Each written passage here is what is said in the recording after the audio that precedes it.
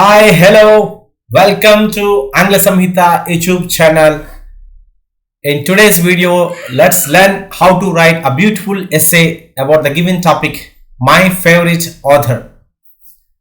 Author అంటే మనకు తెలుసు రచయిత, మనకి ఇష్టమైన రచయిత, నా అభిమాన రచయిత అనేటువంటి అంశం పైన మనం ఈరోజు essay రాయబోతున్నాం. Now you have to have the habit of book reading, and if you have that reading habit, then you can find easily who is your favorite author. So based on your interest, ఆ తెలుగులో కావచ్చు, హిందీలో కావచ్చు, ఇంగ్లీష్లో కావచ్చు, ఏ రచయితనైనా మనం ఎంచుకోవచ్చు. నేను ఇవాళ స్టీఫెన్ కింగ్ అనేటువంటి ఒక ఆంగ్ల రచయిత గురించి ఈ ఎస్సేలో రాశాను. మీరు మీకు నచ్చినటువంటి రచయిత గురించి రాసుకోవచ్చు. If there is one writer who has consistently blown my mind and held my attention with every book, it would have to be Stephen King. Opening lines అద్భుతంగా వచ్చినాయి. అంటే ఒక రచయిత కాన్స్టాంట్గా నాకు చాలా ఆకట్టుకున్నటువంటి వ్యక్తి ఎవరైనా ఉన్నారంటే స్టీఫెన్ కింగ్ అని చెప్పడం జరిగింది ఇక్కడ. From the classic horror stories like the shining and the క్వేకీ humour of his novella collections, King's writing always resonates with me. మంచి టర్మ్స్, మంచి వర్డ్స్ కూడా ఇక్కడ వాడడం జరిగింది. క్వెక్కీ అంటే కొంచెం పెక్యులియర్, కొంచెం విశిష్టమైనటువంటి క్యారెక్టర్స్ ఉన్నటువంటి నావెల్స్. నోవెల్లా కలెక్షన్స్, నావెల్ అంటే మనకు తెలుసు కొంచెం long story type is called as novel. But novel అంటే కొంచెం పెద్ద స్టోరీ, నావెల్ కంటే చిన్నది, నావెల్ కంటే చిన్నది, స్టోరీస్ కంటే పెద్దగా ఉండేది, అది నోవెల్లా కలెక్షన్స్ అంటారు. సో ఈ విధంగా ఈ కామెడీ స్టోరీస్ కానీ, హారర్ స్టోరీస్ కానీ, ఏవి కానీ, కింగ్స్ రైటింగ్స్ ఎప్పుడు కూడా రెజొనేట్స్ విత్ మీ, నాలో ప్రతిధ్వనిస్తూ ఉంటాయి. అస్తమానం అవే మనకి గుర్తొస్తుంటాయి, అంతగా ఆకట్టుకుంటాయి. మనకు తెలుగులో ఎండమూరి వీరేంద్రనాథ్ గారు కానీ, ఎద్దనపూడి సులోచన రాణి గారు కానీ, వీరి నవలలు, వీరి రచనలు ఎంత ప్రాముఖ్యం, అలాగే వాళ్ళ గురించి కూడా మనము రాసుకోవచ్చు, తప్పేమీ లేదు. ఇంగ్లీష్లో ఎస్సే ఉందని చెప్పి మన ఇంగ్లీష్ రచయితనే తీసుకోక్కర్లేదు, ఎవరినైనా రాసుకోవచ్చు. అది మన అభిరుచి, మనం చదివినటువంటి పుస్తకాలు వాటి బట్టి ఉంటుంది. When you write your own experiences, then that essay would be original and that will fetch more marks for you in exams. What I like most about Stephen King is his willingness to explore different genres, even if they are far removed from horror. He is fondly called the king of horror. అంటే Stephen కింగ్లో నాకు బాగా నచ్చేది ఏంటంటే ఆయన explore different జనర్స్, అంటే different విభిన్న శైలిని ఆయన ట్రై చేస్తుంటాడు. కామెడీ స్టైల్, హారర్ స్టైల్, అందులో కూడా హారర్లో కూడా even they far remote from horror. Horror novels వాటికంటే కొంచెం భిన్నంగా ఉన్నవి, ఇలా రకరకాలుగా ఆయన ప్రయత్నిస్తూ ఉంటాడు. హారర్లో డిఫరెంట్ స్టైల్స్ ట్రై చేస్తూ ఉంటాడు. అందువల్ల వెరైటీ ఉంటే మనకు డెఫినెట్గా ఆకట్టుకుంటుంది. అందుకే మనం ఆయన కింగ్ ఆఫ్ హారర్ అంటాం. హీఈస్ ఫాండ్లీ కాల్డ్, అభిమానంగా ఆయన కింగ్ ఆఫ్ హారర్ అని పిలుచుకుంటారు అభిమానులు. Now let's see the bio of Stephen King. Born September 21st, 1947, King has received Bram Stoker Awards, World Fantasy Awards and British Fantasy Society Awards. So ఈయన ఎంత popular రచయిత అని చెప్పుకోవాలంటే ఈయనకు ఉన్నటువంటి అవార్డ్స్ గురించి మనం చెప్పుకోవాల్సి వస్తుంది. సో కింగ్కి ఆల్రెడీ బ్రామ్ స్టోకర్ అవార్డు వచ్చింది, వరల్డ్ ఫ్యాంటసీ అవార్డు వచ్చింది, బ్రిటిష్ ఫ్యాంటసీ సొసైటీ అవార్డు వచ్చింది. రీసెంట్గా in 2003 the national Book foundation awarded him the medal for distinguished contribution to American letters. Distinguished, గొప్పదైన కంట్రిబ్యూషన్ అనమాట. అమెరికన్ లెటర్స్ అంటే అమెరికన్ సాహిత్యానికి చేసినటువంటి కృషికి గాను ఈయనకి National Book Foundation of America gave this award. With over 200 published works including 61 novels, King is one of the world's most prolific and beloved authors. Prolific అంటే బాగా ప్రామినెంట్, చాలా ప్రాముఖ్యమైనటువంటి రచయిత. ఒకసారి చూసుకోండి, మనం ఒక ఎస్సే రాయడానికి తనుకుంటా ఇబ్బంది పడతాం, అలాంటిది 200 పబ్లిషడ్ వర్క్స్, అందులో 61 novels. నావెల్ అంటే చూసుకోండి 200 పేజీలైనా ఉంటుంది. అంటే ఎంత రాసేసాడు ఆయన జీవితంలో, 200 పబ్లిషడ్ వర్క్స్. అలాగే ఎద్దనపూడి సులోచన రాణి గారు 100 novels పైన, మల్లాది రామకృష్ణ గారు, ఎండమూరి వీరేంద్రనాథ్ గారు, వీళ్ళంతా ఎన్ని రచనలు చేశారు. సో ఎంత గొప్ప వాళ్ళండి వీళ్ళంతా. For Stephen King fans, it is difficult to pinpoint just one favorite book. Because there are so many great stories to choose from. గొప్ప గొప్ప రచనలతో మనకు వచ్చే సమస్య ఏంటంటే, ఏదైనా వాళ్ళలో బాగా ఫేవరెట్ బుక్ అంటే ఏం చెప్తాం? ఒక 200 బుక్స్ రాశారు అనుకోండి, 60 బుక్స్ రాశారు అనుకోండిలో మనకి చాలా నచ్చిన బోల్డ్ అని ఉంటాయి, ఒకే పర్టికులర్ బుక్ అని చెప్పుకోండి. స్టీఫెన్ కింగ్తో కూడా సేమ్ సమస్య.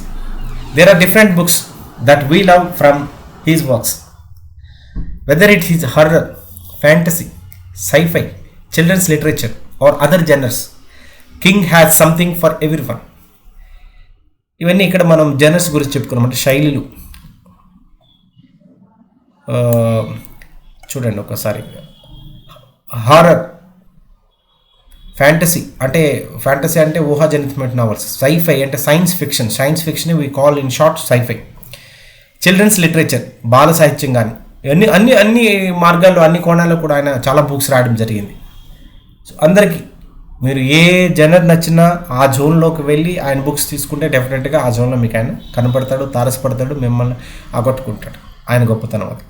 His stories often deal with the macabre and fantastical, but his characters and settings are psychologically real.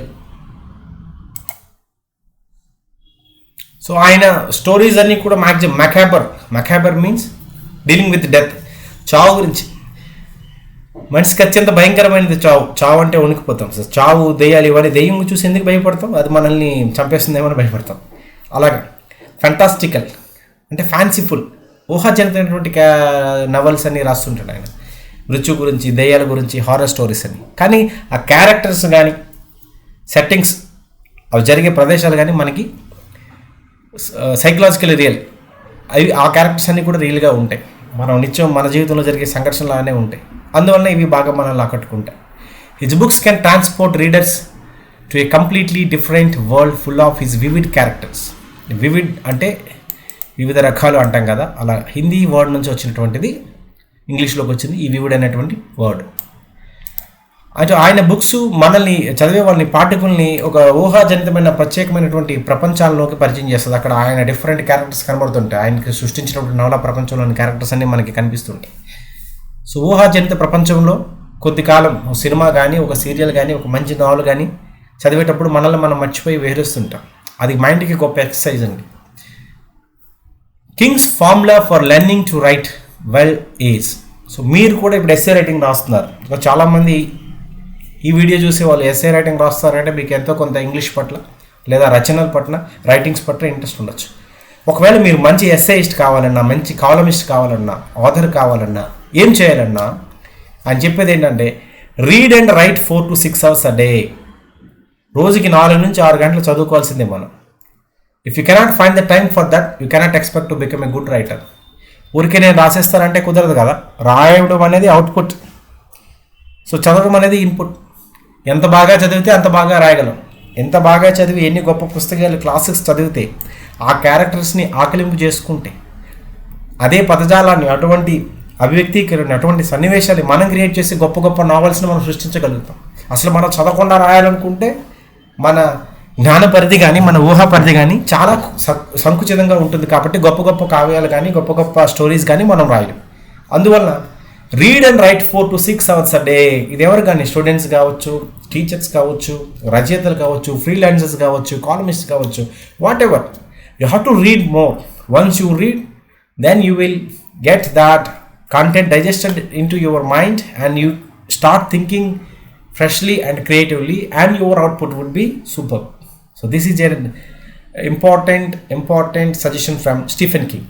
He sets out each day with a quote of 2000 words and will not stop writing until it is met. ఇది చూసుకోండి. ఇంకా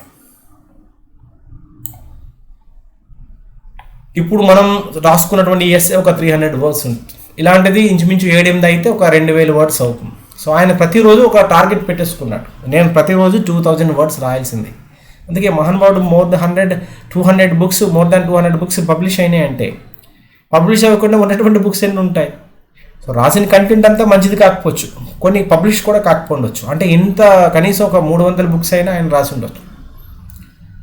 ఇంత content రాయడం అంటే ఎలాగా, ఏదో సరే ఎప్పుడో మూడు వచ్చినప్పుడు రాద్దాం, ఇప్పుడు రైటర్స్ బ్లాక్ ఉంది, ఇప్పుడు రాయలేను, లేదంటే ఇప్పుడు ఆలోచన లేదు, బిజీగా ఉంది అనుకుంటే ఇంత కంటెంట్ అనేది ఒక వ్యక్తి తన జీవితంలో రాయడం జరగదు. అందుకని ఆయన రోజు ఒక లిమిట్ పెట్టేసుకున్నాడు, ఏదేమైనా ఇవాళ నేను 2000 words రాయాల్సిందే అని. టార్గెట్ పెట్టుకుంటేనే we can do our work. I find his ability to tell a story in both fiction and non-fiction to be exceptional. మనకి రచనలు వచ్చేటప్పటికి ఫిక్షన్ అంటాం, నాన్ ఫిక్షన్ అంటాం. ఫిక్షన్ అంటే కాల్పనిక సాహిత్యం, ఒక లేని క్యారెక్టర్ని సృష్టించి, ఒక లేని సన్నివేశాన్ని సృష్టించి, ఒక లేని లోకాన్ని సృష్టించి దాని గురించి రాయడం ఫిక్షన్. నాన్ ఫిక్షన్ అంటే రియలిస్టిక్గా ఉంటుంది, ఆల్రెడీ జరిగినటువంటి ఒక యథార్థ సంఘటన గురించి మనం వర్ణిస్తూ రాసుకుంటాం, అది నాన్ ఫిక్షన్ నావెల్స్ వస్తాయి. I find his ability to tell a story in both fiction and non-fiction categories to be exceptional. అద్భుతంగా ఉంటుంది. King has an incredible mastery of language, both in prose and dialogue. చూడండి, ఆయన language, మనకి language మీద ఎంత పట్టు ఉంటే అంత బాగా రాయగలరు. పోయిటరీ రాయాలంటే ఒక different types of terminology and language రావాలి. Words we call that.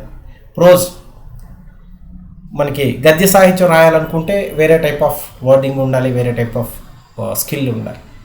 So ఆయన డైలాగ్ రైటింగ్ కానీ, ఒక 2 క్యారెక్టర్లు మాట్లాడుకునే విధానం కానీ, ఆ మాటలు కానీ, వర్డ్స్ కానీ చాలా ఇంట్రెస్టింగ్గా ఉంటుంది.